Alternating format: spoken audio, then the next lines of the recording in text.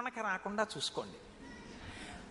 మీలోకి అంటే నువ్వంత పెరిగిపోయావా అని అనుకోకండి. మీలో అన్న మాట ఎందుకంటున్నానంటే, మీరు తొలగించుకోగలిగినటువంటి స్థితిలో ఉన్నటువంటి ఉదాత్తులు నేను అంత తేలిగ్గా పోగొట్టుకోగలిగినంత సాధనలో ఉన్నవాడిని కాను, కాబట్టి మీతో పోల్చుకోవడానికి ఇష్టం లేక నన్ను మీతో కలుపుకోలేదంతే.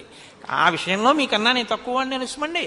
కాబట్టి వికృతాచ విరూపాచ నచేయం సదృశీతవ అహమేవానురూపాతే భార్యా రూపేణ పశ్యమాం.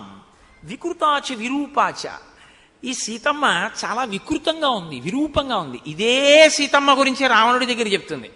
ఎంత గొప్పగా చెప్తుందో తెలుసా అండి. అసలు ఆ సీతమ్మ అందం ఏమిటంటే, అప్పుడు అందం ఎందుకు కనపడింది అంటే, అప్పుడు కక్ష ఏమిటంటే, ఆ సీతమ్మని రావణుడు ఎత్తుకొచ్చేయాలి, ఆవిడ ఏడవాలి.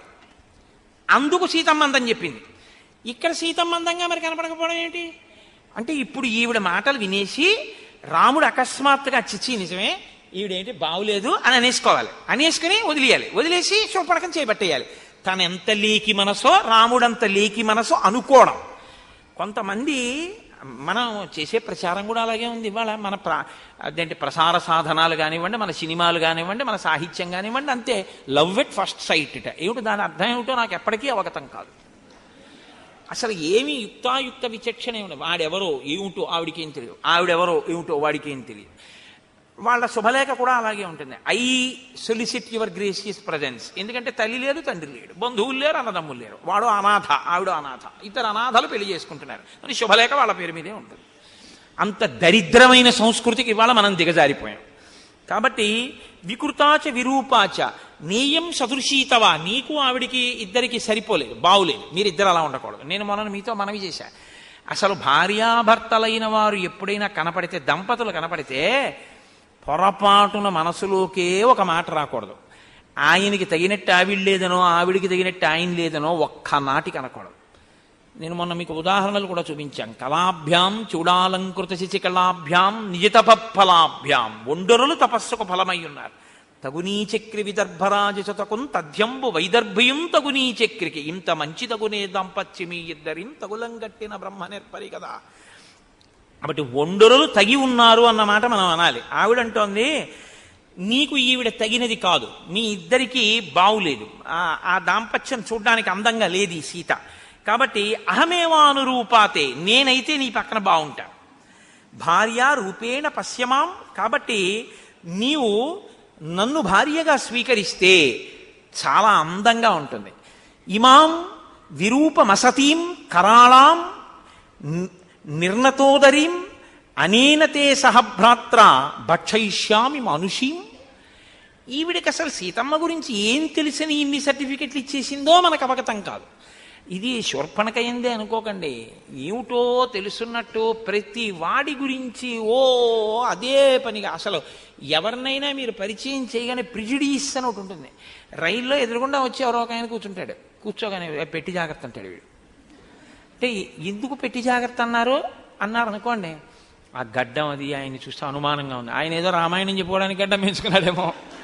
కాబట్టి ప్రిజుడీస్ అంటే మనస్సులో ఉండేటటువంటి పక్షపాత ధోరణి చేత నిర్ణయానికి వచ్చేయడమే. ఆయన ఎవరు ఏమిటి ఏమక్కర్లేదు, ఓ మాట అనేయడమే. ఇమాం విరూపాం అసతీం, చాలా చెడ్డది వికృతమైన రూపంతో ఉంది ఈ సీత. కరాళాం, బాబోయ్ ఎంత భయంకరంగా ఉందో. ఎవరు, శూర్పణఖ భయంకరమా సీతమ్మ భయంకరమా? ఇంకా ఇంతకన్నా హాస్యమే ఉంటుందండి లోకంలో. నిర్ణతోదరీం, ఆ కడుపు చూడు లోపలికి పోయి ఎలా ఉందో. అనేనతే సహభ్రాత్ర, ఈవిడ ఆ లక్ష్మణుడు వీళ్ళిద్దరు ఏమిటి నీతోటి ఇలాగా. ఈవిడ పక్కనుంటే ఒప్పించి ఇప్పుడు ఆవిడ్ని దూరంగా పంపించి నన్ను భార్యాస్థానంలో కూర్చోపెట్టుకోవడం అనేటటువంటిది నీకు కొంచెం సమయం పడుతుందేమో. అంత సమయం నేను ఎదురు చూడడానికి సిద్ధంగా లేను. కాబట్టి ఏం చేస్తానంటే, ఈ గొడవ వదిలిపోతే నన్ను స్వీకరిద్దాం అనుకుంటున్నాం. ఆ రాముడి చూపులు ఆవిడకి అంతే అర్థమయ్యాయి అనుకోవాలి. రాముడు ఆవిడ ఈ మాటలు చెప్పగానే అసలు ఇలా నోరు ఎళ్ళబెట్టేసి నోటి వెంట చొంగ కార్చుకుంటూ, కొంతమంది రైల్లో వెళ్ళిపోతున్నటువంటి ఆడపిల్లల దగ్గర కిటికీల దగ్గర నిలబడి చూసేటటువంటి కీచకులు ఎలా ఉంటారో అలా ఆవిడ అనేసుకుని రాముడు నా వంక పాపం ఎంతలా చూస్తున్నాడో, నన్ను తొందరగా భారీగా పొందుదాం అనుకుంటున్నాడు, ఈవిడ్ని ఎలా వదుల్చుకోవడం అనుకుంటున్నాడు, ఈవిడ్ని వదుల్చుకోవడం అనేటటువంటి కష్టం పాపం రాముడికి ఎందుకు పెట్టాలి, అదేదో నేనే తేల్చేస్తే సంతోషంగా నాతో తిరుగుదాం అనుకుంటున్నాడు అని ఈవిడే చెప్పేస్తోంది అంతే తీర్పు. భక్షయిష్యామి మానుషీం, దానికంత పెద్ద నువ్వేం కంగారు పడక్కర్లేదు, నేను తినేస్తాను వీళ్ళిద్దరిని, నేను తినేస్తాను, అప్పుడు నువ్వు నాతో సంసారం చేద్దువు, ఆ తర్వాత ఈమె తినేస్తుందేమో కూడా అనుమానం. కాబట్టి తథ పర్వత శృంగాని వనాని వివిధాని చ పశ్యన్ సహ మయా కాంత దండకాన్ విచరిష్యతి. ఆ తర్వాత వీళ్ళిద్దరిని తినేయగానే మన ఇద్దరం ఏం చేయాలో తెలుసా, ఇంకా హనీమూన్కి బయలుదేరడమే. తథ పర్వత శృంగాని, పర్వత శిఖరముల మీద మన ఇద్దరం కలిసి వనాని వివిధాని చ, వివిధమైనటువంటి వనాల్లో పశ్యన్ సహ మయా కాంత, నాతో కలిసి దండకాన్ విచరిష్యతి, చక్కగా ఈ దండకారణ్యం అంతా మనం విహరిద్దాం. కాబట్టి నేను వీళ్ళిద్దరిని తినేస్తాను. ఇప్పుడు మీరు ఈ మాటల చేత ఏమి తెలుసుకోవలసి ఉంటుందంటే, అసలు ఆవిడ ఇప్పుడు రాముడు ఏం చెప్పినా వినడానికి సిద్ధంగా లేదు. విపరీతమైనటువంటి కామోద్రేకంతో, భావన వ్యగ్రతతో ఉంది. లోకంలో ఆడదాని యొక్క మనస్సుని సముద్రంతో పోలుస్తారు, పురుషుడి యొక్క మనస్సుని పర్వతంతో పోలుస్తారు. ఎందుకంటే క్రూర మృగాలు కానివ్వండి, ఎలకలు కానివ్వండి, పాములు కానివ్వండి, ఎన్ని అందులో చేరినా స్థిరంగా ఆయన నిలబడవలసి ఉంటుంది. సముద్రం బడబాగ్నిని కడుపులో పెట్టుకుంటుంది, పైకి గంభీరంగా ఉంటుంది. ఆడది ఎంత కష్టం ఉండనివ్వండి, పైకి సంసారంలో భర్తని వీధిలో పడేయకుండా లాక్కొస్తుంది సంసారాన్ని. వజ్రాలు కూడా కడుపులోనే ఉంటాయి, కానీ ఆవిడ మాత్రం ఎప్పుడూ పైకి గంభీరంగానే ఉంటుంది. అలా ఇప్పుడు ఈ ఆడదానితో నోర్మోయ్ ఏమిటి మాట్లాడినాడు అనుకోండి, ఇంత భావన వ్యగ్రత ఎటువైపుకు వెడుతుందో, వెళ్ళి ఇది ఏ స్థితిని తీసుకొస్తుందో. ఒక ఆడదానితో అంత పరుషంగా మాట్లాడడం ఎందుకు? మహర్షి చెప్తున్నారుగా, సమీపే స్త్రీజనస్యచ, ఆడది పక్కనున్నప్పుడు ఆడదానితో మాట్లాడేటప్పుడు రాముడు బహుధా జాగ్రత్తగా ఉంటాడు. ఇది ఆయన దృష్టికోణం. కాబట్టి ఇప్పుడు ఈవిడ్ని ఏమిటా తప్పుడు మాటలు అనొక మాట అంటే, ఈవిడ మనసు ఎలా విరుగుతుందో, దానివల్ల ఎటువంటి పరిణామాలు వస్తాయో, భయానికి కాదు, కోరి కోరి ఎందుకు ఒక ఆడదాంతో అంత కఠినంగా ప్రవర్తించాలి. కాబట్టి కొంచెం హాస్యరసాన్ని మేళవించి, చిచి వీళ్ళు లొంగే మనుషులు కారు, వీళ్ళు ఇలాంటి వాళ్ళు వదిలిపారాయి అనేటటువంటి భావన ఆవిడ యందే మనం కల్పిస్తే బాగుంటుంది అని రామచంద్రమూర్తి అనుకున్నారు. అందుకని ఆయన అన్నారు, స్వచ్ఛయా శ్లక్షణయా వాచ స్మితపూర్వమథాబ్రవీత్. ఆయన మహర్షి చెప్పేటప్పుడే చెప్తున్నారు, స్వచ్ఛయా, పరిశుద్ధమైనటువంటి వాక్కు. ఆ వాక్కులో అవతల వారిని ఖేద పెట్టాలి అన్న ఉద్దేశం లేదు, అవతల వాళ్లతో విరసం ఎక్కువైన సరసమాడాలనేటటువంటి హృదయం ఉన్నవాడు కాడు. ఆయన హృదయం ఏమిటంటే ఆవిడ మనసు గాయపడకుండా పంపించేద్దాం. అందుకని ఇప్పుడు మృదువైన మాట, స్వచ్ఛమైనటువంటి మాట, స్మితపూర్వమథాబ్రవీత్, ఒక చిన్న చిరునవ్వుతో ఆయన మాట్లాడారు. ఆయన అన్నారు, కృతదారోస్మి భవతి భార్యేయం దయితా మమ త్వద్విధానాం తు నారీణాం సుదుఃఖ ససపత్నత. ససపత్నత అంటే పక్కన వేరొక భార్యతో పురుషుడు ఉంటే ఆడది సంతోషించదు. ఒక్క భార్య ఉంటే ఆ భార్య పొందేటటువంటి ఆనందంతో పోల్చినప్పుడు వేరొక భార్యని కూడా పురుషుడు పొందితే ఆడదానికి ఎప్పుడూ మనశ్శాంతి ఉండదు. నేను కృతదారోస్మి భవతి, నేను భార్యని కలిగి ఉన్నవాణ్ణి, ఈమె యందు మనసున్నవాణ్ణి, ఈమె యందు నేను ప్రీతి కలిగి ఉన్నవాణ్ణి. కాబట్టి ఇప్పుడు నిన్ను నేను స్వీకరిస్తే నువ్వు నా వలన పొందేటటువంటి సుఖం కన్నా దుఃఖం ఎక్కువగా ఉంటుంది. ఎందుకంటే పక్కన సపత్ని ఇంకొక భార్య ఉంటుంది, ఆ భార్య ఉండగా మనసు కొంచెం ఖేదం పొందుతుంది.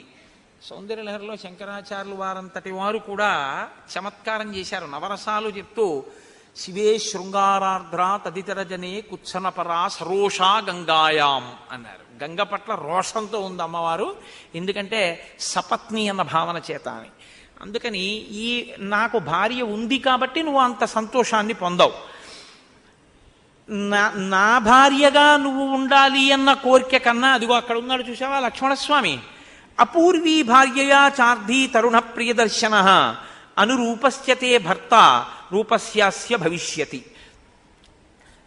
అని ఆయన చెప్తూ ఒక మాట అన్నాడు. ఆయన అసపత్నావరారోహే మేరుం అర్క ప్రభాయధ. ఆయన్ని నువ్వు ఎలా పొందుతావంటే మేరు పర్వతాన్ని సూర్యుని యొక్క తేజస్సు, ఆయన యొక్క ప్రకాశం పొందినట్లు పొందు. అంటే సూర్యప్రకాశం వెనక్కే వచ్చేస్తుంది మేరు పర్వతం మీద పడి. ఆ లక్ష్మణుడు ఉన్నాడే భార్య లేనివాడు, ఇతపూర్వం భార్యాసుఖాన్ని పొంది ఉన్నవాడు. కాబట్టి ఆయన నిన్ను భార్యగా దగ్గరుంచుకోవడానికి ఇష్టపడడానికి బహుశः అభ్యంతరం ఉండదు. కాబట్టి అతన్ని ఆశ్రయిస్తే ఈ సపత్ని గొడవ నీకు ఉండదు. పక్కన ఇంకో భార్య ఉండడం అన్న గొడవ ఉండదు. హాయిగా నువ్వు ఒక్కతిగా ఆయనకు భార్యగా ఉంటూ సంతోషంగా కాలం గడపచ్చు. అందుకే నేను ఆయన్ని ఆశ్రయిస్తే బాగుంటుంది అని. అంటే ఆవిడకి మీరు ఒకటి ఆలోచించండి, ఆవిడ మనసు ఎంత లీకిదో చూడండి. ఆయన్ని కాకపోతే ఆయన తమ్ముడిని. అంటే ఇది ఎలా ఉంటుందంటే కాస్త ఉప్మా చేసి పడే గబగబా వెళ్ళిపోవాలన్నాడు అనుకోండి. గోధుమ రవ్వ లేదండి మీరు, అయ్యో ఇలా అనలేదు, ఇంట్లో బొంబాయి రవ్వ లేదండి, పోన్లే ఏదో ఉన్నా ఆ మైదా పిండితో అట్టుముక్క పోసేయి. అట్టుముక్క పోసేసినా పర్వాలేదు, లేకపోతే ఉప్మా చేసి పెట్టేసినా పర్వాలేదు, దానికి తప్పేం లేదు. ఏదో ఒకటి తిని ఆయన వెళ్ళిపోదాం అనుకుంటున్నాడు. రుచికి లొంగడం కాదు, కార్యం మీద వెళ్ళడం ప్రధానం. దానికి పనికొస్తుందేమో కానీ కామం తీర్చుకోవడానికి అన్నయ్య అయినా పర్వాలేదు, తమ్ముడైనా పర్వాలేదు అంటే ఇది ఎంత అసహ్యకరమైనటువంటి విషయం. ఇంకా అంతకన్నా దానికి వ్యాఖ్యానం అనవసరం. ఇప్పుడు ఆవిడ వెంటనే లక్ష్మణుడి దగ్గరికి వెళ్ళిపోయింది. వెళ్ళిపోతే లక్ష్మణుడు చూసి అన్నాడు, ఇలా ఇద్దరు చిచి మూర్ఖులు, వీళ్ళకి అసలు ఒక ఆడదాన్ని అంగీకరించడమే చేత కాని వాళ్ళని అది ఆవిడ వెళ్ళిపోతుంది. మనని మనసులో ఒకలాగా నింద చేసుకుని వెళ్ళిపోయినా ఆడదాన్ని అంతకన్నా మనం బాధ పెట్టకుండా పంపించేస్తే గొడవ వదిలిపోతుంది, మన ధర్మం చెడకుండా ఉంటుందన్నది రాముడి యొక్క హృదయం. కాబట్టి ఆయన లక్ష్మణుడి దగ్గరికి పంపాడు. ఆవిడ లక్ష్మణుడి దగ్గరికి వెళ్ళి మళ్ళీ ఇదే అడిగింది, నన్ను భర్తగా స్వీకరించు. అంటే ఆయన అన్నాడు, కథం దాసస్య మే దాసి భార్యా భవితుమిచ్చసి. నేనే దాసుణ్ణి, ఆయనకు పువ్వులు తేవడం, దర్భలు తేవడం, కర్రలు తేవడం, పర్ణశాల కట్టడం, స్నానానికి ఆయనతో కలశ పట్టుకుని వెళ్ళడం, ఆయన బట్టలు పిండి ఆరేస్తుండడం, అవి నేను చేస్తుంటాను. నేనే ఓ దాసుణ్ణి. దాసుణ్ణి పెళ్ళాడితే నువ్వేమవుతావు? దాసి అవుతావు. కాబట్టి నువ్వు నేను కలిసి ఏం చేయాలంటే ఆయనకి ఆవిడికి దాస్యం చెయ్యాలి. కాబట్టి నన్ను పొంది సుఖమే ఉంటుంది. ఆయన అంటావా స్వతంత్రుడు, సేవలు అందుకునేటటువంటి వాడు, కాబట్టి ఆయనకి భార్య అయితేనే బాగుంటుంది అయినా అని ఆయన చిన్న పరిహాసం ఆడాడు. ఆయన అన్నాడు, ఆర్యస్యత్వం విశాలాక్షి భార్యాభవ యవీయసి. నీలాంటి అందగత్త భార్యగా వస్తాను అంటే ఆ నరకాంతను చూసి ఎవడు మాత్రం భార్యగా ఉంచుకుందాం అనుకుంటాడు? నీ మీద మోజు పడ్డావు.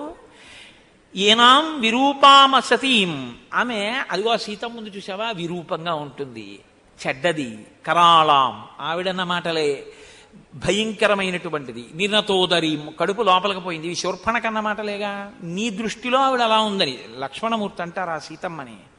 కాబట్టి భార్యాం వృద్ధాం పరిత్యజ్య, ఆవిడ వృద్ధురాలు అయిపోయింది, అందుకని వదిలిపెట్టారు. ఆవిడ వృద్ధురాలు అయితే ఆవిడ చేసుకున్నవాడు వృద్ధుడు అవడేంటి, ముందే వృద్ధుడవుతాడు. అసలు లోకంలో అనకూడని మాట ఏంటంటే తాతగారు మీకు పిల్లని చూస్తామంటే, తాతగారు మీరు పెళ్లి చేసుకోండి అన్నాడు అందనుకోండి మనవరాలు, ఇప్పుడు నాకు పిల్లనిచ్చేవాడు ఎవడరా అంటే ఆ తాతగారి పళ్ళు ఏమైనా మిగిలితే ఊడగొట్టేయాలి. నోర్మూయి ఇప్పుడు నాకు పెళ్ళి ఏమిటి అనాలి, అంతేగాని నాకు ఇంకా పిల్లనిచ్చేవాడు ఎవడరా అంటే ఏమిటి, అంటే ఎవడన్నా ఇస్తే చేసుకుంటా ఇప్పుడు. కాబట్టి ఆయన లక్ష్మణమూర్తి ఆవిడ కోణంలోనే చెప్తున్నారు. నువ్వు ఇలా కదా అనుకుంటున్నావు, అప్పుడు రాముడు నిన్నెందుకు స్వీకరించాడు అనుకుంటున్నావు. కాబట్టి ఆవిడ వృద్ధురాలు అయిపోయింది. ఆవిడ వృద్ధురాలు అయితే రాముడు వృద్ధుడు అవడం ఏమిటి, ఆవిడకన్నా పెద్ద ఆయన ముందే వృద్ధుడై కూర్చుని ఉంటుంటాడు. కాబట్టి భార్యాం వృద్ధాం పరిత్యజ్య తమేనైష భజిష్యతి, నిన్ను స్వీకరిస్తాడు, సంతోషంగా ఉండొచ్చు. కాబట్టి తమేవైష భజిష్యతి, కాబట్టి నిన్ను స్వీకరిస్తాడు, సంతోషంగా నువ్వు రాముడి దగ్గరికి వెళ్ళు. అంటే ఆవిడకున్న పెద్ద లోపం ఏమిటి అన్నది దిద్దబడలేదు వీళ్ళ మాటల వల్ల. అంటే ఒక్కొక్కసారి చూడండి, ఇన్క్యూరబుల్ డిసీజ్ అంటాడు డాక్టర్ గారు. నా దగ్గర ఉన్న మందులన్నీ వాడేశానండి, ఇంజక్షన్లు అన్నీ చేసేసాము, ఈ వ్యాధి లొంగట్లేదు, ఈ వ్యాధే మందుల్ని లొంగ తీసేసుకుంటాను. కాబట్టి ఇప్పుడు ఇంకా ఈయన బతుకుతాడు అని చెప్పడం కష్టం అంటారు. బియాండ్ అవర్ హ్యాండ్స్ అంటుంటారు. ఎందుకు అంటే ఇంకా ఆయన దగ్గర ఉన్న మందులకే ఆ రోగం లొంగలేదు అని గుర్తు. అలా వీళ్ళిద్దరూ ఈ పరిహాసాన్ని ప్రయోగిస్తే ఆవిడ వెళ్ళిపోతుంది అనేటటువంటి లక్ష్యం నెరవేరలేదు. ఎలా నెరవేరలేదు? అంతర్లీనంగా వాళ్ళు ఏ పరిహాసాన్ని వాడుకున్నారో ఆ పరిహాసము దేని కొరకు వాడబడిందో దాని కొరకు ఆవిడ స్వీకరించలేదు. ఆవిడ దాన్ని యథాతథంగానే తీసుకుంది. లక్ష్మణుణ్ణి పొందంటున్నాడని, లక్ష్మణుడు రాముణ్ణి పొందమంటున్నాడని అంటే వీళ్ళిద్దరూ పొందడానికి సిద్ధమే. ఆయన కంటే భార్య లేదు, కానీ అక్కడికి ఆవిడ ఉండడానికి ఇష్టం లేదంటే దాసిగా ఉండడం ఆవిడకి ఇష్టం లేదు, ఆవిడకు భోగమే కావాలి. అందుకని రాముడి దగ్గరికే వచ్చేయాలి. ఇప్పుడు అంటే రాముడు కూడా ఇష్టపడుతున్నాడు, ఈయన చెప్తున్నాడు, కానీ ఈవిడే అడ్డొస్తోందన్నట్టుగానే అర్థమైంది ఆవిడకి. పరిహాసం అర్థం కాక మన్యతే తద్వచస్తభ్యం పరిహాస విచక్షణ. ఆవిడికి అసలు ఆ పరిహాసము అనేటటువంటిది ఎందుకు ప్రయోగించారన్న దాని తాత్పర్యము అర్థము కాలేదు కాబట్టి ఆమె రాముడి దగ్గరికి వెళ్ళింది. మళ్ళీ సీతమ్మతో కూర్చుని పర్ణశాలలో ఆయన మాట్లాడుతున్నాడు. ఒక్కసారి ఆ వెళ్ళడం మహోల్కా రోహిణీమివా, రోహిణీ నక్షత్రం మీద పడుతున్నటువంటి ఉల్క ఎలా పడిపోతుందో అలా పడిపోయి రామా, ఈమె నీ భార్యాస్థానంలో కుదరదు, ఇక్కడ ఉండడానికి వీల్లేదు, ఈవిని నేను తినేస్తాను, నీకు నేను భార్యనైపోతానని అమాంతం వెళ్ళి సీతమ్మ మీద పడిపోతే హడిలిపోయింది సీతమ్మ. వెంటనే రాముడు ఒక్కసారి హుంకారం చేశాడు. ఆ హుంకారానికి ఒక్క క్షణం ఆగింది. వెంటనే రాముడు లక్ష్మణుడి వంక తిరిగి అన్నాడు, క్రూరైరనా అనార్యై సౌమిత్రే పరిహాస కదంచన. ఈమె చాలా క్రూరురాలు, అనార్యమైనటువంటి మనిషి. ఇటువంటి ఆవిడితో పరిహాసం కుదిరేటట్టుగా లేదు. ఇటువంటి ఆవిడితో ఎక్కువ పరిహాసం మంచిది కాదు కూడా. నా కార్య పశ్య వైదేహీం కథంచిత్ సౌమ్య జీవతీం. కొంచెం నేను కానీ జాగరూకుడనై ఉండకపోతే సీతమ్మ బతికుండేది కాదేమో, అమాంతం కొరికి తినేస్తుంది కూడా. కాబట్టి ఇమాం విరూపాం అసతీం, ఈమెని ఇటువంటి చెడ్డ మనిషిని విరూపం చేసేసాయి. ఎందుకంటే ఈమె నేను మంచి స్వరూపిణి అన్న భావనతో కామోద్రిక్తయ్యి ప్రవర్తించకూడని రీతిలో ప్రవర్తిస్తోంది. కాబట్టి విరూపం చెయ్యి, అప్పుడు ఇటువంటి భావనలు పోతాయి. చంపడం ఇష్టం లేక ఆడదాన్ని సాధ్యమైనంత అవకాశం ఇచ్చే ప్రయత్నం రామచంద్రమూర్తి చేస్తున్నారు. కాదు ఒక నరుడిగా అలా ప్రవర్తించినట్లు కనపడుతూ అవతార ప్రయోజనాన్ని కూడా సిద్ధింపచేస్తుంటారు. లేకపోతే తాటకని సుబాహుని చంపినటువంటి వారు మారీచుణ్ణి విడిచిపెట్టడం కూడా రామావతార ప్రయోజనం సిద్ధింపచేసుకోవడానికి మార్గమే అయింది. కాబట్టి ఇమాం విరూపమసతీం అతిమత్తాం మహోదరీం రాక్షసీం పురుషవ్యాఘ్ర విరూపయితుమర్హసి. ఈమెని వెంటనే నువ్వు విరూపని చెయ్యి అనేటప్పటికీ చిచ్ఛేదకర్ణనాశం మహాబల. అక్కడే ఉన్నటువంటి ఖడ్గాన్ని తీసి లక్ష్మణమూర్తి ఆమె యొక్క ముక్కు చెవులు కోసేశాడు. ముక్కు చెవులు కోసేస్తే చాలా విరూపంగా ఉంటారు కదండి. చెవులు అనేటటువంటివి ఏదో కళ్ళజోడు పెట్టుకోవడానికి బాగుండేవిలా ఉంటాయి అనిపిస్తుందేమో, కానీ నేను ఒకసారి రైల్లో వెళ్తున్నప్పుడు నేను నిద్రపోతుండగా లోయర్ బెర్త్లో ఉండగా పక్క బెర్త్లోకి ఎవరో రాత్రి వేళ ఏదో జాయినింగ్ ఎట్ సో స్టేషన్స్ ఉంటారు కదా, వచ్చి పడుకున్నారు. అయిపోయిందా, దుప్పటి కప్పారు, పడుకోబెట్టారు. ఆ మర్నాడు నేను ఉదయం నిద్ర లేచి మొహం గడుక్కుని కూర్చున్నాను. సికింద్రాబాద్లో దిగిపోవాలి. సికింద్రాబాద్ అంటే ఎంతసేపు పడుతుంది గోదావరి ఎక్స్ప్రెస్, ఆ రోజుల్లో గౌతమి లేదు. ఆయన ఈ పడుకున్న అయినటువంటి ముఖం మించి బట్ట కిందకి జారిపోయింది.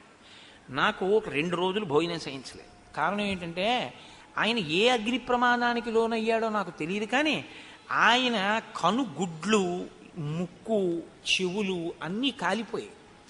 కాలిపోవడంలో ఈ ముక్కుకు బదులు 2 కన్నాలు మాత్రమే కనపడుతున్నాయి.